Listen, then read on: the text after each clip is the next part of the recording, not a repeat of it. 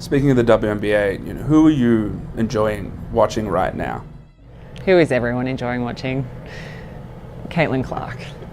I've said that before, but I do love her, but it was taken out of context. Oh, everything. I love her intensity. But I think her smarts, the way she reads the game, the way she passes the ball, the way she shoots the ball, she can get to the basket, change her pace. I've always said that Sue is the one that, you are the best point guard I've ever played. I am just so impressed with her, and yeah, how awesome. So I'm a fan. You're the player that I actually got to play with, and I would wish I could play with. Man, I would have loved to have played with her. As a point guard with that much vision and awareness, I've just never seen anything like it. So I'll say that I love watching her. I'm not sure I would have loved playing with her though. I'm not sure, because I'd be like, pass me the ball. I'm open. Give me the ball. All I know is I am just a huge fan. How does someone go from giving detailed, thoughtful praise to suddenly pulling back and softening every word without anything on the court actually changing? Because that's exactly what has people talking right now in the WNBA world. Not long ago, a respected legend openly broke down Caitlin Clark's game in a way you rarely hear. Not just the shooting, not the highlights, but the vision, the reads, the passing, the way she elevates teammates and plays without fear, even with the pressure of the entire league on her shoulders. It felt honest, it felt basketball pure, and it stood out. Then the tone changed. Same player, same resume, same on-court results, but suddenly the praise came with hesitation. Words were walked back, compliments were wrapped in disclaimers, and one comment in particular raised eyebrows, an implication that Clark might not be the kind of player you'd want to share the floor with. That's where the confusion started. Because the numbers don't line up with that idea, the film doesn't either. Clark's career has been built as much on playmaking as scoring, yet the conversation shifted in a direction that felt careful, measured, almost filtered. Now, to be clear, no one is claiming secret meetings or confirmed pressure, but fans are noticing patterns, timing, context, and the environments where these conversations happen. When praise is loud one week and softened the next, people naturally ask why.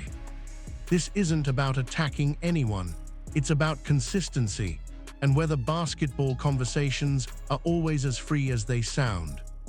Because when the facts on the court say one thing, and the talking points suddenly say another, the story becomes bigger than one comment, and impossible to ignore.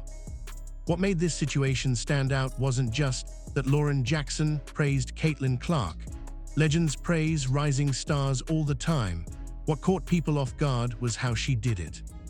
This wasn't surface-level admiration. It wasn't the usual great shooter compliment that gets thrown around whenever Clark's name comes up. Jackson broke the game down piece by piece.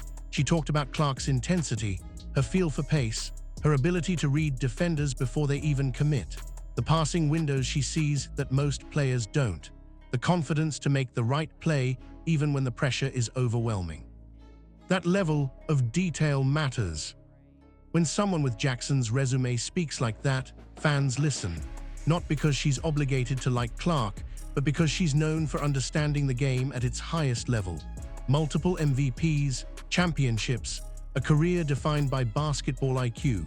When she says a player's vision and awareness stand out, it carries real weight. What also made those comments land differently was the context of the league at the time. Clark was already dealing with non-stop attention, crowds, headlines, expectations that border on unrealistic, and instead of minimizing that, Jackson acknowledged it. She openly said Clark was carrying enormous pressure and still playing unafraid. That's not casual praise, that's respect. She even went a step further. Jackson said she would have loved to play with Clark as a point guard, as a teammate, someone whose awareness and passing could elevate everyone else on the floor. That's about as clear as it gets. This is why the original clips resonated. They cut through the noise. They focused on basketball instead of narratives. For a moment, it felt like a rare example of honest analysis in a league where conversations around Clark often get complicated fast. And that's what made those comments stick in people's memory, not because they were dramatic, but because they were specific. You could tell Jackson had actually watched the games, studied the way Clark manipulates defenses, understood why teammates benefit from sharing the floor with her. So when those same words started getting walked back later, fans didn't just forget the original praise, they compared it. And once you hear someone speak with that much clarity about a player's strengths, it becomes impossible to ignore when the message suddenly shifts. Because the first version didn't sound accidental, it sounded intentional. Which is exactly why what came next felt so jarring, and why people immediately started asking what changed. The shift didn't happen slowly. It wasn't a gradual change of opinion over months of new film or evolving results. It happened almost instantly, and that's what made people stop and rewind. When Lauren Jackson appeared again, this time in conversation with Sue Bird, the tone felt completely different. The confidence from earlier was gone. The clear breakdowns disappeared. In their place were qualifiers, hesitations, and an almost careful effort to soften what had already been said publicly. Jackson opened by saying her previous comments had been taken out of context. That alone caught attention because nothing about the original praise sounded unclear. It wasn't a clipped sentence or an awkward phrase. It was a full, thoughtful breakdown. Walking that back immediately raised a question fans couldn't shake: what part of it needed correcting? Then came the moment that really shifted the conversation. Instead of reinforcing Clark's strengths, Jackson suggested she wasn't sure she would have enjoyed playing with her. The implication was subtle but unmistakable. Concerns about ball movement, shot selection, and fit. Not stated harshly, but enough to plant doubt. And that's what made it feel strange. Because just days earlier, Jackson had done the opposite. She praised Clark's passing, vision, and ability to make teammates better. Those two versions don't easily coexist. What added to the tension was the setting. This wasn't a neutral panel or a random interview. It was a familiar space with a longtime teammate inside a circle that has shaped WNBA narratives for years. That doesn't automatically mean anything improper happened, but context always matters in media conversations. The exchange itself felt cautious, almost like Jackson was redirecting rather than analyzing. Compliments were immediately followed by comparisons. Praise was quickly balanced with disclaimers. The energy wasn't confrontational, but it was noticeably restrained. And that restraint is what fans reacted to. Because if nothing about Clark's game had changed, and it hadn't, then the only variable left was the environment. Same player, same performance, different room, different tone. That contrast is hard to ignore. To be clear, players are allowed to change their minds. Opinions evolve. But when a detailed basketball breakdown turns into surface-level hesitation without new evidence, people naturally start asking why. And once that question is asked, it doesn't stay quiet, it spreads. Especially when the player at the center of it is already the most watched, debated, and scrutinized figure in the league. Which is why this didn't feel like a simple difference of opinion. It felt like a moment where the conversation itself changed, and everyone noticed. Here, where the conversation stops being subjective and starts getting uncomfortable. Because once doubt entered the discussion, fans didn't just react emotionally, they checked the facts. And what they found didn't line up with the implication at all. The suggestion, even if indirect, was that Caitlin Clark might lean toward her own shot instead of finding open teammates, that she could stall an offense, that playing alongside her might feel limiting.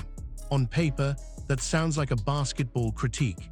In reality, it clashes hard with everything her career actually shows. Clark's resume as a playmaker didn't start in the WNBA. It didn't even start in college. In high school, she was already leading the nation in assists multiple seasons, showing early that passing wasn't something she learned later. It was foundational to her game. When she moved to the NCAA, the pattern didn't change. She finished her college career not just as a prolific scorer, but among the top assist leaders in NCAA history. Even as a freshman, when most players are just trying to survive the speed of the game, Clark was near the top of her conference in assists. That's not accidental, that's decision-making, that's vision, that's trust in teammates. And when she entered the WNBA, the story stayed the same. As a rookie, Clark didn't just break Indiana Fever franchise records, she set league marks that had stood untouched. She recorded the most assists ever by a rookie in a single WNBA game. Then she followed it up with a record-breaking single-season assist total. These aren't cherry-picked stats. They're indicators of how often she chooses the right play over the flashy one. That's why fans reacted so strongly to the podcast comments, not because criticism is off-limits, but because this particular critique ignored a mountain of evidence. When someone's passing numbers are public, documented, and historically significant, suggesting they don't move the ball feels disconnected from reality. What made it worse was the contrast. Earlier praise highlighted Clark's vision and awareness in detail. Later hesitation implied the opposite without offering new film, new context, or new examples. It wasn't analysis, it felt like repositioning. And when basketball conversations stop lining up with basketball results, people notice. Especially in an era where fans track stats, watch full games, and revisit old clips easily. This isn't the early 2000s. Narratives don't exist in a vacuum anymore. So the pushback wasn't about loyalty or fandom. It was about consistency. If Clark's passing and court vision were worth applauding before, they don't suddenly disappear because the conversation moved to a different room. And once fans realized the numbers told a completely different story, the question shifted from, is this critique fair?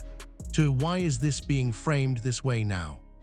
To understand why this moment landed the way it did, you have to look beyond the words themselves and focus on where they were said. Context doesn't change facts, but it absolutely changes interpretation. And in this case, context is everything.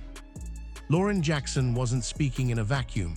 The second conversation happened alongside Sue Bird, someone she shared locker rooms with, championships with, and a long history of mutual respect. That matters, not because it proves any intent, but because it shapes tone, comfort, and direction. Bird isn't just another former player with a microphone. She's deeply connected to one of the most influential pipelines in women's basketball. Years of shared history, shared values, shared narratives. When conversations happen in those familiar spaces, they tend to move differently than when they're happening with neutral interviewers or outsiders. That's what fans picked up on. The questions themselves felt more guided, less open-ended. Instead of inviting a fresh breakdown of Clark's game, the framing nudged the conversation toward comparison, qualification, and hierarchy. Praise came quickly, but it didn't linger. It was followed by clarifications, distancing language, and a subtle recentering of established legacies. None of this is unusual in sports media. People speak differently around people they trust, around peers, around figures they respect deeply. But when that comfort leads to a visible shift in tone, viewers notice. What stood out wasn't hostility, it was caution. Earlier, Jackson sounded free to analyze, confident, unfiltered. In this setting, she sounded aware of the room, aware of history, aware of how her words might land. That doesn't mean she was told what to say, but it does suggest the environment itself influenced how far she was willing to go. And that's where the speculation began, not as accusation, but as observation. Fans weren't claiming secret agendas. They were pointing out how conversations change depending on who's sitting across the table, how praise can feel safe in one space and risky in another, how certain narratives are easier to reinforce than challenge. This is why the same comments felt different the second time around, not because the facts had changed, but because the lens had. And once viewers started viewing the moment through that lens, it reframed everything. The hesitation, the qualifiers, the sudden need to clarify earlier praise. It all started to feel less like a basketball reassessment and more like someone navigating a very specific ecosystem. Whether intentional or not, that context reshaped how the message was received. And in a league where visibility, influence, and legacy are tightly intertwined, those shifts don't go unnoticed. They linger, and they invite questions that don't fade easily. Once the context became clear, the conversation shifted again, this time among fans. Not outrage, not conspiracy claims, but speculation. Careful, measured speculation about why the tone changed so abruptly and why it happened when it did. To be clear, nothing has been proven. No one has produced receipts. No one is claiming direct instructions were given, but fans aren't imagining the sequence either. Detailed praise goes viral. Supporters latch onto it. Attention grows louder. Then, shortly after, the message gets softened in a much more controlled environment. That timing is what keeps getting brought up. Many fans believe the walkback wasn't about basketball at all. They speculate it was about comfort, about staying aligned with long-standing relationships and unwritten expectations inside the league. In tight-knit sports ecosystems, praise can be welcomed until it starts shifting focus too quickly or disrupting established narratives. That's the theory circulating, and while it remains speculation, it didn't come out of nowhere. The WNBA has always balanced growth with tradition. Legacy voices matter. Long-standing programs carry influence. When a new star enters the league with overwhelming attention, it naturally creates tension. Not because the player did anything wrong, but because the spotlight moves faster than some people are ready for. From that perspective, the shift in language starts to make sense. Not as dishonesty, but as self-correction. Pulling back before praise turns into something bigger than intended, recentering the conversation so it doesn't feel like a challenge to the existing hierarchy. Again, that's not a confirmed motive, but it's a lens many fans are using to process what they saw. What frustrates people isn't disagreement, it's inconsistency. If the earlier breakdown was genuine and it sounded like it was, then pretending it was misunderstood feels dismissive, especially when the on-court evidence continues to back up those original points. This is where trust gets strained. Fans today don't just consume content, they compare it, they replay clips, they track stats, they notice when analysis shifts without explanation, and when that happens repeatedly, skepticism grows, not toward individuals, but toward the environment shaping the conversation. That's why this moment lingered. It tapped into a broader feeling many viewers already had, that some conversations in the league feel filtered, not fully free, that praise is acceptable until it challenges comfort zones. Whether that belief is fair or not, it's real.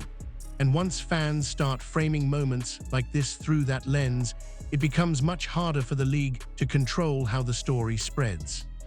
Because speculation thrives in silence, and clarity was exactly what this moment lacked. At some point, this stops feeling like an isolated moment and starts looking like a pattern, because this isn't the first time Caitlin Clark has been praised, then quickly reframed once the attention got too loud. And that's what so many fans are reacting to, not one comment, but repetition. The cycle is familiar by now. Clark does something undeniable on the court, the numbers back it up, the film backs it up, a respected voice acknowledges it openly, then momentum builds, clips circulate, new fans pile in, and suddenly the conversation shifts. Praise gets diluted, strengths get relabeled as concerns, confidence gets recast as something that needs managing. No one has to say anything directly for this to happen. That's the part people find frustrating. It's subtle, it's tonal. It lives in phrasing, in hesitation, in the sudden urge to add balance where none was previously needed. Some fans believe this happens because Clark disrupts comfort zones. She brings in audiences the league hasn't traditionally catered to. She accelerates growth faster than expected. And with that comes pressure, not just on her, but on the structures that have controlled the league's narrative for years. When change happens too fast, institutions often respond by slowing it down. Others argue it's simpler than that Clark's visibility makes every comment about her feel heavier, that analysts feel compelled to overcorrect because praise gets amplified and criticism feels safer, that no one wants to be seen as picking sides in a league already sensitive to comparison and hierarchy. Both explanations can exist at the same time. What's clear is that Clark doesn't get the luxury of neutral analysis. Her game is rarely discussed in isolation. It's filtered through expectations, history, and fear of what her success represents, and that's exhausting for fans and players alike. The irony is that Clark hasn't changed how she plays. She still passes first when the read is there. She still manipulates defenses. She still trusts teammates. The only thing that keeps changing is the conversation around her. That's why moments like this resonate so strongly. They confirm a feeling many viewers already had, that Clark is allowed to be great, but only within certain boundaries. Praise is fine, as long as it doesn't tip too far. Admiration is acceptable, as long as it's quickly tempered. And the more this pattern repeats, the harder it becomes to dismiss. Fans aren't asking for universal praise, they're asking for consistency. If the analysis is honest one week, it shouldn't need to be softened the next. Because when a player keeps doing the same things at an elite level, but the narrative keeps shifting around them, eventually people stop questioning the player and start questioning the system. When you step back from the clips, the podcasts, and the reactions, this moment stops being about one comment and starts revealing something deeper. Not about personalities, but about how narratives are shaped, softened, and sometimes redirected when the spotlight gets too bright. Caitlin Clark didn't change between those two conversations. Her game didn't suddenly lose vision. Her passing didn't disappear. Her decision-making didn't regress. The only thing that shifted was the comfort level of the conversations surrounding her. And that's why this struck a nerve. Fans aren't upset because someone expressed doubt. They're uneasy because confidence turned into caution without explanation. Because detailed praise turned into vague hesitation. Because what sounded like honest basketball analysis suddenly felt like something that needed to be managed. That doesn't automatically mean there was pressure. It doesn't prove coordination. But it does highlight how fragile open conversation can become in tight-knit ecosystems where legacy, loyalty, and influence overlap. In those spaces, words don't just describe the game, they protect relationships.